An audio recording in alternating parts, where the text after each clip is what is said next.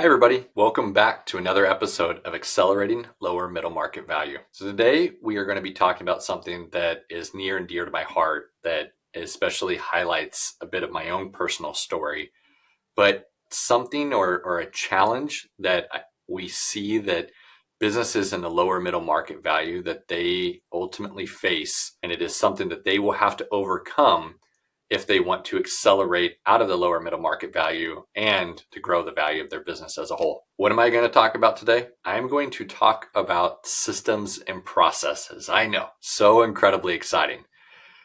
But I am more specifically going to talk about something called the processor. It is a type of person, a role that organizations need once they reach a certain state in their business, and they will need this role in order to be able to accelerate and continue to scale and grow their company and to build the value of their business in the lower middle market. So I think it's important that I first start with what is the evolution of a business. And there are people that have done this better than I have. And I want to highlight and introduce to the audience a book called Predictable Success. This is a wonderful book. Shout out to Les McKeown. He has written several books that are wonderful books, but Predictable Success is a wonderful book. And it's not just a book. It is an actual system. It is a program that you can go and check out more about. If you go Google Predictable Success, you can learn more about entire program. And it is a way of running your business and helping it achieve a state of predictable success. And what's pretty neat is actually on the back of the book, it gives a little bit of a framework, a diagram for the evolution of a business. And so I want the audience to see that, but I'm going to talk through it a little bit. And so the idea is that a business will go through multiple stages, and what you need in each stage of a business is different. What you need to be focusing on. The ultimate pinnacle stage that you want to operate in is what's called predictable success. Les calls it a situation in which you can put your foot on the pedal and the engine will go, that the engine will accelerate, because we've all been in those situations, or there's several of us that have helped run or lead businesses where it felt like we were doing a million things, but the business wasn't able to move forward. When you reach predictable success, you were able to put your foot on the accelerator, on the gas, and it goes. And but let me describe the evolution of what businesses go through throughout their life cycle. And so every business starts out in early struggle. And in early struggle, you are trying to find your market. That you may have gotten a client or two, but ultimately you are trying to find your market and start to get repeat sales and try to actually build a market for your business that you can then accelerate and move forward. And so some of the biggest challenges that you're going to have in early struggle are, do you have enough cash to actually run the business and actually support, your lifestyle, what you need to live on? But ultimately you are trying to find a market and start to get enough customers that you can build something upon and start to hire team members, et cetera, et cetera. But the goal is you want to get out of early struggle as fast as humanly possible, that you need to find a viable, consistent market that you can sell into and to create a reoccurring, I want to be careful to say reoccurring revenue stream, because certain business models, they don't necessarily have something reoccurring. But what I mean is repeatable sales, that you're able to get additional sales and it doesn't feel like you're just pushing everywhere to try to get your first, your second, third sale, that you actually have a little bit of traction going. The next stage is fun. It's called fun because you're getting sales, that things are working, that you have finally found your market and you have found your niche and it is working. And going back real quick, sometimes companies in early struggle, they start their business thinking their business is going to be one thing, and they find that that's not selling into the market very well, that value proposition of what they thought that they were going to sell is not really working for them, and they have to pivot. And once they pivot and they find what the market finds is valuable, then they can accelerate into fun. Fun is the stage where you are getting a good revenue stream, that you're growing, you're fulfilling customer orders, that customers are happy, that you're getting raving customer reviews. Les describes it as a state where one way or another, there's not much of an organization chart, but somehow everybody is in your organization is able to just deliver well and is able to satisfy the customer, and it is amazing. It is fun. And we all want to operate in fun. That it is a state of business that we all want to be in, and we want to ride that wave as long as possible. And one of the things that Les recommends in the stage of fun is you certainly want to minimize your costs as much as humanly possible. That you want to make sure that you're managing costs well. Your business is growing. Obviously, it's turning through cash flow because of its growth, and you want to manage your costs to make sure that you're able to cash flow that business. And so your big primary initiative is that even though you're in fun, you can start to afford some things, and that's good. You need to be very selective about what you spend your money on because you're still in this process of fast growth, and fast growth doesn't necessarily equal financial success, that you can burn through cash pretty quickly. So just manage your costs well, but accelerate that growth. Past fun, you hit a stage called Whitewater, and Whitewater is a stage where you have grown so quickly and so much. You may have tons of different service lines in your business, and there is a ton of complexity. Now you have a ton of people under your employment. You have a lot of W-2 employees, maybe some additional contractors, etc. But you have a lot of people. You have a lot of different service or product offerings, and all of a sudden the complexity hits. And the sign of when complexity hits is when your customer reviews are no longer raving, that you are now dropping the ball and you are not able to satisfy the customer, and it doesn't feel like you're growing as fast as you were, and it feels like you're hitting a wall. And your organization's so complex and has so many people that you're not sure what to do. And so Whitewater is a really difficult stage. It comes right after fun, but you got to get through Whitewater. Once you get through Whitewater, you get to reach a stage of predictable success. I'm going to elaborate on predictable success a bit more, but first I want to go into the stages beyond predictable success, which they include treadmill, the big rut, and death rattle. And so treadmill, I love that phrase. It encompasses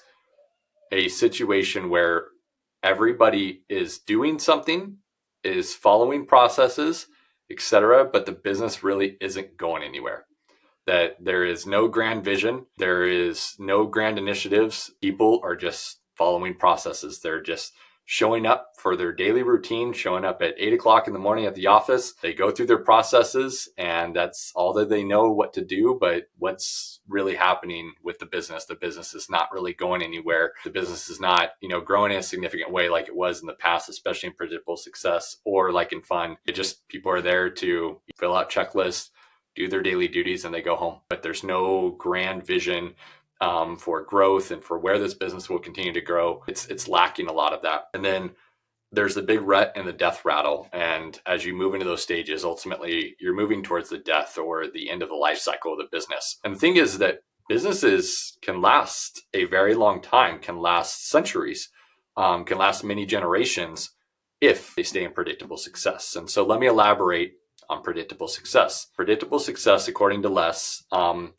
is a stage in which you put your foot on the gas pedal and it accelerates, the engine goes. It is defined as a state in which you have the appropriate amount of systems, process, and a hierarchy or organization chart with the right accountability and leadership team and management team members. When you have the right balance of all of that is when you've reached predictable success, because then you are able to set up systems of accountability that in regards to your product or service delivery, that things can be executed and they can execute and function really, really well. But you also can run into a stage where maybe you have too many systems and processes. And that's when you run into treadmill, when people are just filling out checklists for the sake of filling out checklists without a good reason for what value does the checklist actually bring. And a state of predictable success is when you have the right balance of systems and processes and the right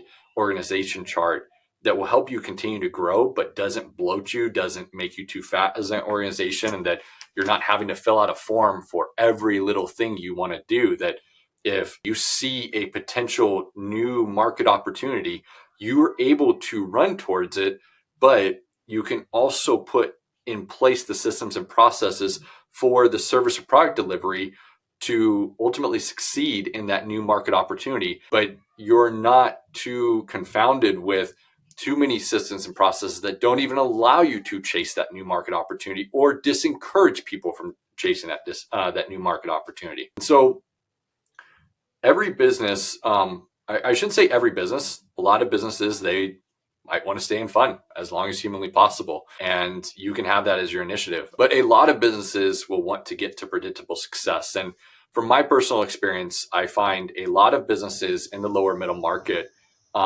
they begin to face the challenge of Whitewater, and they have to begin pursuing some initiatives to achieve predictable success that they have grown to a point to where there's a lot of complexity. They have a full-size team, and they are hitting Whitewater, and it feels like they're not going anywhere. And businesses like that ultimately need to consider, how do they achieve predictable success? So as a part of all of this, I've uncovered a lot about business cycles and what stages they go through. And honestly, I've tried to give my best summary that Les will be able to talk through this much better. And so I definitely encourage you all to check out this book.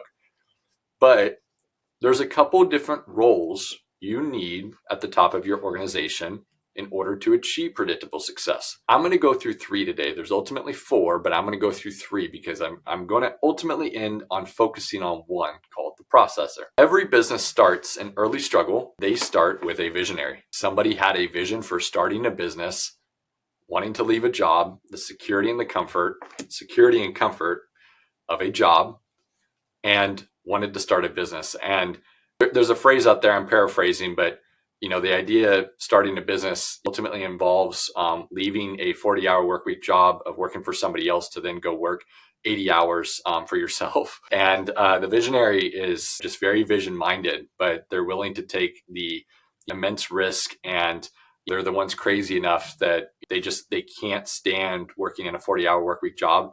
And they ultimately need to go launch something themselves, that they like launching things. They like thinking big about things, about what can become. The thing is, the visionary often is not a profile of a person that can operate and execute really well. And it's really disencouraged that a visionary also be an operator. If you do this, you will forever struggle with growth, that you may never actually grow, because it is very difficult for your business to focus on visionary role duties and operator role duties, and to share those appropriately, and to not have that person burn out. And what that involves is, the visionary is definitely at the beginning of the business, is very much so the role focused on sales, marketing, going and finding that market, that trying to find those new clients, those new customers, and getting as many sales on the board as humanly possible. That is the role of the visionary.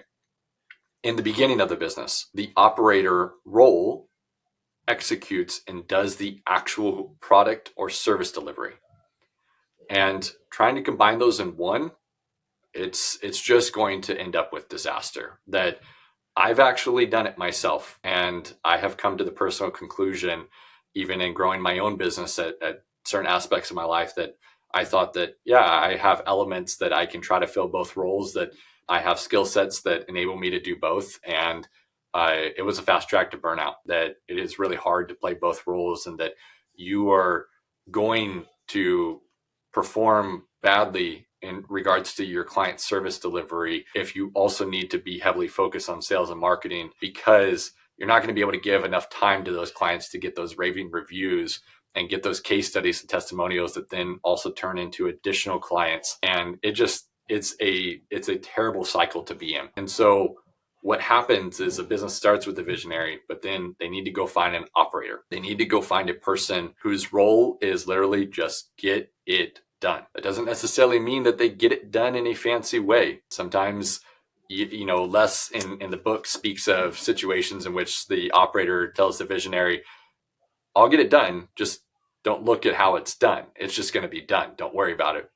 But don't worry about how it's going to get done, because you're not going to necessarily always like it. It may be messy, but the operator just gets it Done. That's the role of the operator. So as a business grows beyond early struggle fund, you see these roles come to fruition, the visionary and operator role. When a business hits Whitewater and to get to predictable success, a new role is introduced called the processor. And I bring this up because this has been from my own experience, even operating in a lower middle market business between 5 to 50 million in sales, that it is a very relevant role. And it's not necessary that you actually call somebody processor on your organization chart or your accountability chart, however you want to call it. You don't need to go give them the title processor. This role is often found in unique functions in the business, but the idea is that you are going to need that processor to be elevated to be a significant part of the leadership team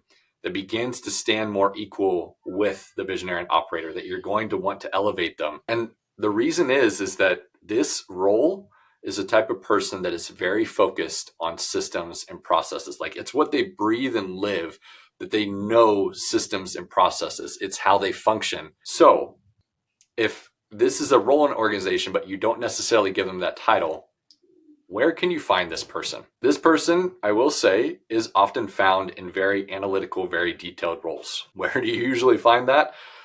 In finance and accounting. That there are other areas you can find this person potentially in operations, in IT, in HR. It's wherever the business really needs it the most. That, in some businesses, that the finance and accounting department, you could reach 100 employees in your finance and accounting department can be 2 to 3 people. For a business like that, that may not be where the processor role comes out of, or where there's the greatest need in the business in terms of systems and processes. Where the processor arrives is where there's the greatest need for systems and processes. So again, that can be IT, that can be operations, that can be HR. I've often seen it in finance and operations roles. And I say this, I was this role in my corporate career. I started as a director of finance and supply chain, eventually became a CFO and a head of supply chain. But my role was to create systems and processes that integrated all of the back end functions of the business so that the sales and marketing teams could go execute and get new business. And in terms of the actual order delivery and the process flows of how we were able to ship our products, get them packed and shipped and sent to customers, and created a quality customer experience, I was in charge of all that back end and making sure that all of the systems and processes to do that were executing and functioning really well. And so what I found is, when I operated amongst the leadership team, that literally if there was a new project that involved that project touching multiple departments, I was involved in one way or the other to help lead that project. And my team, we were brought in to ultimately go execute, because we were the ones that could understand the intimate details and needs of each individual department, synthesize them, bring them together, implement a process, review it, make sure it was working as planned, and then move on to the next project. And we achieved something with that last project. And so, yeah, my corporate career, I was, head of finance and supply chain, and just by nature, was a very detailed analytical person that could follow through and execute, but could see the process flow and could implement the processes. And in the business that I, came into, that it was in the fund stage and it was beginning to hit the Whitewater stage, that it was hitting Whitewater, that growth wasn't coming as easy, that complexity was coming in, that the CEO had, I want to say, 25 to 30 people directly reporting to him, that there wasn't a proper organization chart, that there wasn't clear boundary lines of who was responsible for what. And we were beginning to hit Whitewater, and especially amongst the leadership team, there was friction. There was frustration in regards to how we were operating with each other. There wasn't clear boundary lines, etc. There was a lack of systems and processes. At the end of the day, it was just a matter of, hey, exceed customer expectations and do whatever it takes to do that. And out of that, we would find that somebody in sales would make a decision to exceed the customer expectations, and it would make accounting's life, honestly, absolute hell, because the decision made didn't even factor any inputs with any other departments and accounting. And it made accounting's life absolutely hell, that they were just left with having to pick up these pieces, and the financials were a bunch of junk because it just had postings for just all these different things that were happening in the business. And there was just a lack of continuity and systems and processes. And so I really encourage businesses that once they feel like they're hitting a wall, they are really going to need to consider somebody in a processor role. And again, you don't give them the title processor, but it is a function that they play, that it is the type of person, like I said, I defined it, that we would sit amongst our leadership team. And whenever there was a cross-departmental project, I was the first one that everybody on the leadership team, CEO, and everybody else looked to me and said, Mason's got to be involved. And so that processor role is that person that thinks very systematically. It's a function of who they are as a person, of thinking, how do things flow through until the very end, until it's completed and executed, and it's completed and executed in a clean fashion. Again, an operator will just get it done. A processor will get it done, but they will think about what's the best long-term repeatable way to get it done. But I had to balance that in that role, because if you implement too many systems and processes and you aren't thinking about how you enable the sales team to be successful and to get new sales and to find new market opportunities, if your processes limit them from doing that, well, then you're going to end up in treadmill, and you're going to end up with some real issues in your business, and you aren't going to grow, and you aren't going to have predictable success. And so it's really important for businesses, especially in the lower middle market, that you've made it through early struggle. You have been operating in fun, and several of you are hitting the Whitewater stage, and you've hit a point of complexity, and you may have a team size that, wow, you have some managers, or maybe a lack of middle management, but you have some managers with as much as 10 to 20 direct reports, and the idea is that each person should only normally have 5 to 7, and there should be clear accountability lines for who's responsible for what, et cetera, et cetera. And that doesn't exist, that you've just been rocking it because you've gotten it done and you've served customers well, but you're starting to really hit a point to where that's not happening as easily. You're not be able to press on the gas and go. And once you hit that complexity, you really do need to look to hire a processor. And my suggestion sincerely is, you're going to need to understand, because I'm speaking to the audience as if they are visionary operators themselves. It's not going to be easy when you onboard that person, because what you're functionally telling that person to do goes in opposition of how you've built your business. You built your business in it, and you've created a culture where you've just gotten things done. And the processor is going to try to implement process, and it is going to feel like pulling. And so the best advice that I can give, one, definitely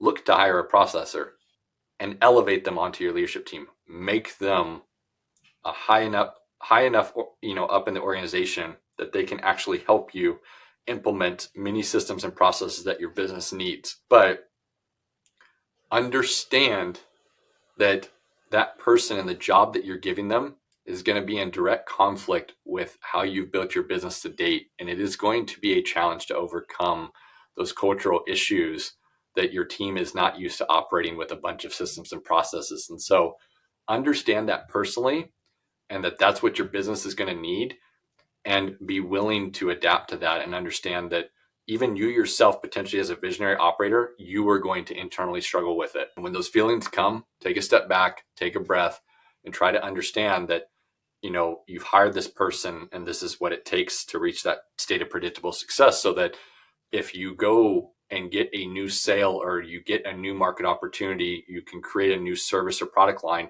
that processor is right behind to figure out, how do we deliver in a successful way that we can keep doing revenue in all these other areas, but take advantage of this new market opportunity, not drop the ball, get raving testimonials, and to continue it. And you can go sell that out in the marketplace over and over and over, and get a totally new revenue stream. You need them to work together with you on that. And so it's important to understand, as a visionary operator, that you are going to be challenged by that, but it's incredibly important that you build a strong relationship with that processor, and that they understand your goals, as a visionary operator, but that ultimately you're working in a combined tight relationship together, and you are trying to build that relationship with that processor as quickly and as best as possible so that they can be successful and help you ultimately be successful. And I that's not to say too, though, I want to encourage to the audience out there that somebody that is a processor can also evolve over time. That I have found myself that evolve over time, that I was a processor in my corporate career, and now, even though I still have some of those processor mentalities, that I have evolved into the visionary of my own business. That I run a outsourced CFO advisory firm called Brady CFO, and I am certainly playing that visionary role. That and I've had to learn how to play that a bit, but I've had to evolve into that and become that. And so it's not to say that as your organization grows, that over time, a person in a particular role may slightly evolve too into something else that the business may need. And again, that's not to say that, people may have skill sets that, make them really great as a processor if they have a little bit of visionary operator inside of them, but they tend to lean a particular direction at a particular point in time in their life. And that's certainly what I did. But I would definitely encourage for businesses that in the lower middle market that are finding that their business has grown, but they're seeing some stalling, they're seeing a lot of complexity, they're seeing employee issues, they're seeing customer service issues, they're seeing customer complaints. You're definitely going to need to look to get a processor, and you want to look towards the area that you seem to be getting the most complaints or getting the most frustration about, and you're going to place that person there, and they are going to be at the top of the leadership hierarchy in your organization, and they are going to work to implement systems and processes with you and for you. And that's the best advice I can give to lower middle market companies, that as they're going through those stages, that understand your business has different needs at different stages, that you don't apply something to your business if it's not in a particular stage. And so, say for instance, if you're in fun and you try to apply a processor in fun, you may actually stunt that growth. And in fun, you may be able to find a new market opportunity that you've been serving and selling to clients doing a particular thing, and all of a sudden a client brings up, hey, I need help with this, and you see that this is even a grander market opportunity, and you run with it, you deliver on it, and you're able to succeed at it. Having too many systems and processes to quickly take advantage of that, it might limit you. It might limit you in that fun stage. It probably will, and not might, it will limit you in that fun stage. And so the processor is not, the best role that, all of a sudden you come out of early struggle and you need a processor. That's not the right fit. That the processor comes a little bit later, but the processor is an absolutely integral role that you need to achieve predictable success if that's where you want to be in your business and that's where you want to be operating. So definitely look for them in HR functions, IT functions, finance, supply chain, but wherever the pain point in your business is at. So hopefully you found this valuable. This was insightful for you. That when I read the book, and again, I encourage you to pick up this book, Predictable Success, that really I didn't learn anything I didn't know already, but it put legs to it. It put names to things like the processor that allowed me to see, wow, that's what I did for an organization in the past. And that's the experience that I had. And now I can see that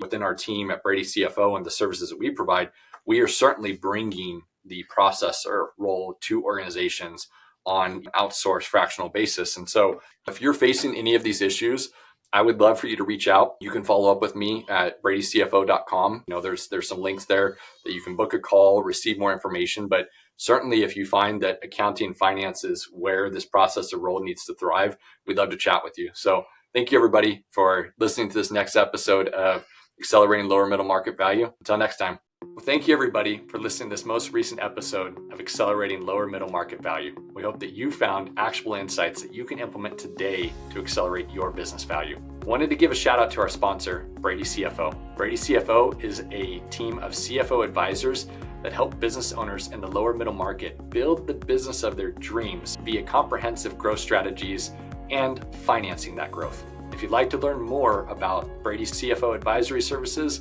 visit bradycfo.com. Thanks, everybody. Until next time.